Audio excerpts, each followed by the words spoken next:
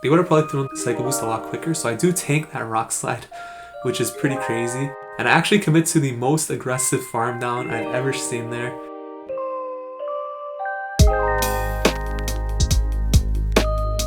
What is going on, everybody? Welcome back to the channel. If you're new here, we do upload Pokemon Go content related to PvP, so please consider subscribing to the channel if that is of interest to you. And if you're a returning subscriber like Jax, thank you for the support.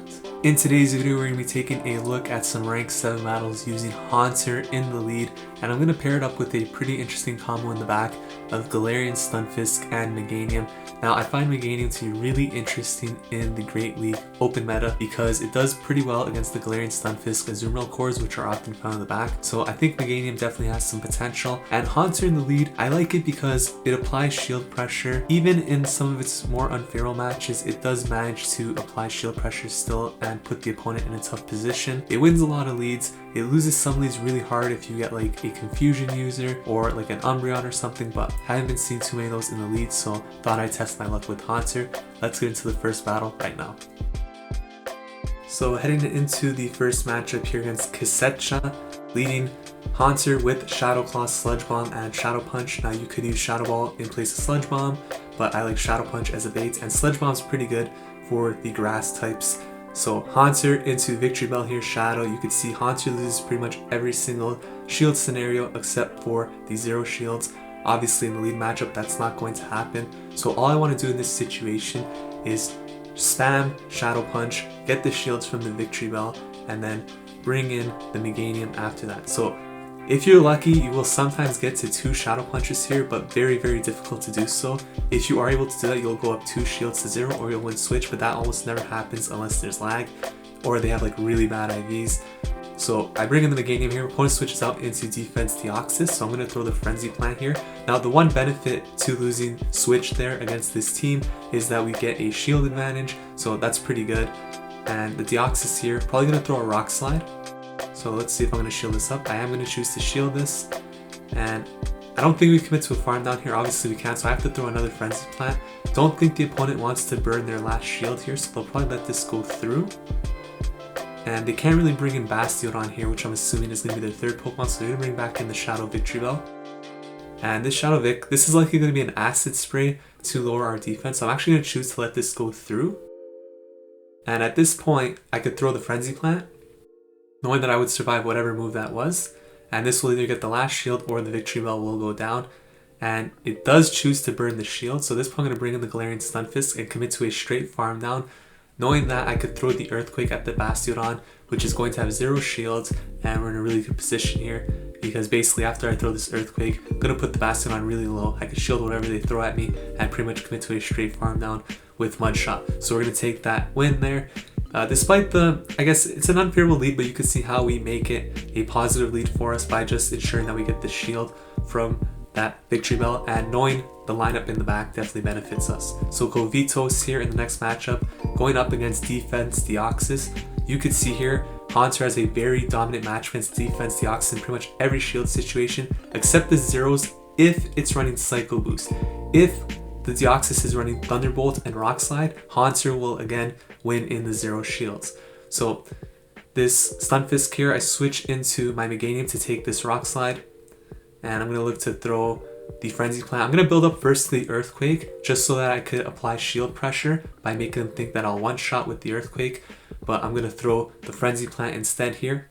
And you can see we overfarmed a lot, so I'm very close to a second Frenzy Plant or another Earthquake if I want to go that route. So I throw the Frenzy Plant here, gets the shield, and I'm going to build up again. This is going to be a Rock Slide, so I'm going to choose to shield this and throw one more charge move, which will either get the final shield, but I think I'm going to bait with Frenzy Plant, so it's a little bit risky here.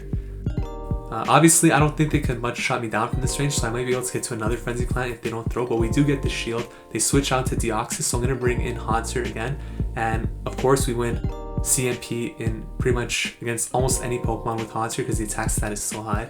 So this Deoxys is going to build up energy here, and we face a little bit of lag here.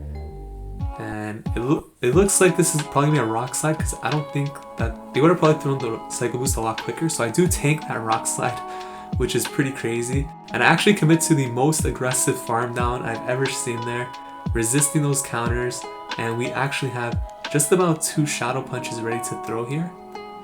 So I'm going to throw this at the Stunfisk, and we're not able to get to the second one unfortunately because Mud Shot obviously doing super effective damage. So I bring in our own Galarian Stunfisk here, and I'm going to throw the Rock Slide here. And I'm going to look to switch into the Meganium right after this to catch what I'm hoping is an Earthquake. So I do switch out here. The opponent switches out, and I believe this is... I didn't see what Pokemon this is that came out here. Let's see. Frenzy Plant into a Mew. Okay, so Mew is going to farm us down. And I'm going to bring back in the Galarian Stunfisk here. Now remember that their own Galarian Stunfisk did exit with energy, so they may have enough for an Earthquake. So I'm actually going to let this move go through here. If it is a Surf, it won't KO. Flame Charge still does a lot of damage, but I know I can survive whatever it throws. So I'm going to throw this Rock Slide here. This is going to KO the Mew. And now if the opponent does have an Earthquake ready, I could shield up here because we still have the shield. So we preserve our health, and I should be able to farm down here with Mud Shot. Opponent actually went for a Rock Slide, so they did not have enough for the Earthquake, but definitely don't want to take any risks there. And we do end up taking that match. So we're 2-0 to start this set. JKiller26 up next in match number 3. And I'm going to be leading Haunter into another Shadow Victreebel. So again, we saw this played out in the first matchup. We cannot win it unless they choose to not use any shields. But Shadow Vic is almost always going to use shields in this situation. So I'm just going to look to throw the Shadow Punch here.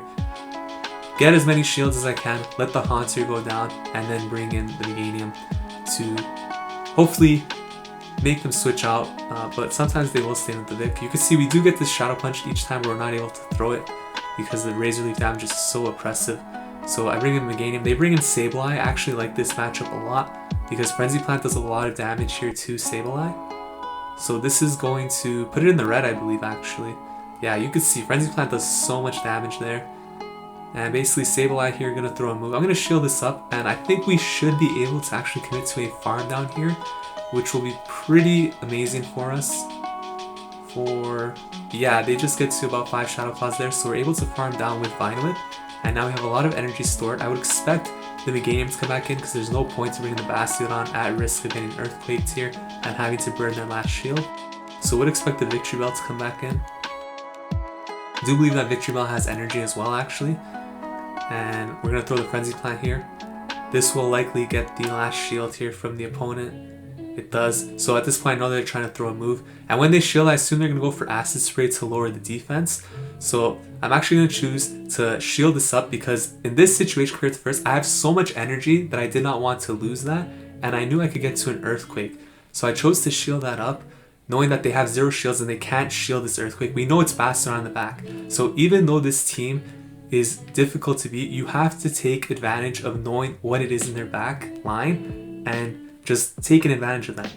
They're basically telling you what they're running when they use this team. So it's up to you to make sure you align your own lineup accordingly to that and take advantage of it. So you can see there we bring in the Stunfisk, opponent backs out, and we go 3-0 in the first 3 matches. ILQM in match number 4 here. And we're going to be leading Haunter into a Mew. So this is actually a very interesting matchup, as you can see there. And obviously this is very dependent on the moveset Mew's running. These simulations here are based on the standard Wild Charge Surf moveset. So I'm going to throw the Shadow Punch here. The thing with Haunter is that it's going to win CMP tie each time. So just throw right away. And this is likely going to be a Surf here, I'd imagine. Could be like a Flame Charge maybe. Probably not. I don't think they got to Flame Charge yet. So most likely a Surf. Do choose to shield that, knowing that I will get to a second move before the Mew. But the opponent makes an amazing switch out into Scrafty here. And this tells me that they're running the Asian Milkman line, Scrafty and Skarmory in the back. So I'm actually going to bring in the Meganium here and try to avoid that Skarmory on Meganium matchup and have the Stunfisk in the back for the Skarmory. So Scrafty here, this is only going to be a power punch because there was no way that they built up enough energy. They threw it too soon for it to be a foul play. So I chose to let that go through. Scrafty actually can win this matchup going straight power punch against Meganium. But they're going to choose not to shield that. And they likely have Skarmory that wants to come in and farm. So I'm okay with this. Going to throw the Frenzy Plant here at Skarmory. And we're likely going to get farmed down here. That's fine. At that point, I'm going to bring in the Galarian Stunfisk and just take whatever this Skarmory wants to throw. if it does choose to throw, may switch back out into the Mew. The Mew does have a charge move ready because remember it switched out when we threw the Shadow Punch, so have to be aware of that. Gonna bring the Stunfisk here. And at this point, my Haunter has no energy, so what I'm actually gonna try to do here is sack on what I expect to be a Brave Bird here by the Skarmory. So I know that my Haunter is kind of useless at this point. I can't get to another charge move, so I bring in the Haunter here. It's going to eat this charge move. Very well timed switch here on our part. Brave Bird as well, so that's a lot of energy that goes to waste there. I'm going to bring back in the Galarian Stunfisk here. CMP tie on the Rock Slide. So Surf's going to come through. I'm going to let this first one go through. And at this point, this is where I'm going to make my mistake in the game. Mew is going to win CMP tie, and we're about even on energy here. So my goal here should be to completely farm down. Shield this, farm down, and then throw the Rock Slide. My mistake here was clicking on the Rock Slide, losing CMP tie, and now I'm going to have 0 energy. Even if I hit no bubbles here, it's going to be enough to KO the Mew. So it's going to be a race now between Rock Slide versus Brave Bird Sky Attack, probably Brave Bird on the Skarmory. And you could see here, we're just going to fall 1 short. We actually hit it, but CMP tie gonna lose to Skarmory. So you could see there, being unaware of the count on the Mew and losing that CMP tie there really cost us the match. So a big mistake on my part there. Definitely the play was to farm down, not throw there because we're gonna lose CMP tie. And when the Skarmory comes back in, we have a Rock Slide ready to go. So Altaria in this next matchup here against Terrace Aqua, you could see Altaria destroys Haunter. Basically every single shield situation. The problem here is that I can't switch into Meganium, and I don't want to bring in my only counter to Altaria. So all I could do here really is sack the Haunter. We get a shield, which is amazing, and I'm going to throw another move here. And at this point, it actually looks like this Altaria is going to commit to a straight farm down with Dragon Breath, build up to 100 energy. We get the second shield, which is the best thing we could have hoped for, because now all I gotta do is bring in the Stunfisk here, take all of this damage. I don't expect them to throw, they're gonna switch out, bring in a Azumarill. I'm going to get the Meganium, so we've regained switch control here, and I'm gonna throw the Frenzy Plants here. Remember, they have 0 shields, so I'm gonna throw the Frenzy Plant. The main problem though is that I don't want to get, well, I mean, it doesn't matter if we get farmed down, I guess, by the Altaria, because they're already at 100 energy, but I want the health on my Meganium to be as low as possible. So I'm going to let this Ice Beam go through, and I'm going to commit to a straight farm down here and just try to throw a Frenzy Plant at the Altaria here. I think our health is low enough now to the point where it's okay. I'm going to throw this Frenzy Plant. The opponent is going to choose not to throw the Sky Attack. So Frenzy Plant comes through, put that Altaria in the red, adds up, and now the Sky Attack is going to come, so this is really good. Might have been a CMP tie there actually on the move. Meganium might win CMP tie, I guess. And Stunfisk is going to come back in. I'm going to eat this, whatever it is. Likely going to be a Sky Attack here because they were at 100 energy. So you can see Stunfisk does not care about Sky Attack. Opponent switched out into Obstagoon. Very good switch there. So unfortunately it was not a CMP tie. Obstagoon is going to take this really well. But because we have 2 shields, all I have to really do here is shield this up, throw the Earthquake at the Obstagoon. That's going to knock it out. And then I'll be able to get to a Rock Slide against that Altaria and take this match. So pretty straightforward from this point. Definitely want to throw the Earthquake here because that's going to knock out the Obstagoon. And we are going to see the Altaria come back in. Just have to build up here for the Rock Slide. Nothing the Altaria throws is going to KO here, and the opponent's going to choose to lead the match. So we're going to go 4-1 in this set. Pretty interesting team. I did like the way it performed, but obviously it does have its weaknesses. 4-1 set here, not too bad, and we are ranking our way up in rank 7 towards rank 8.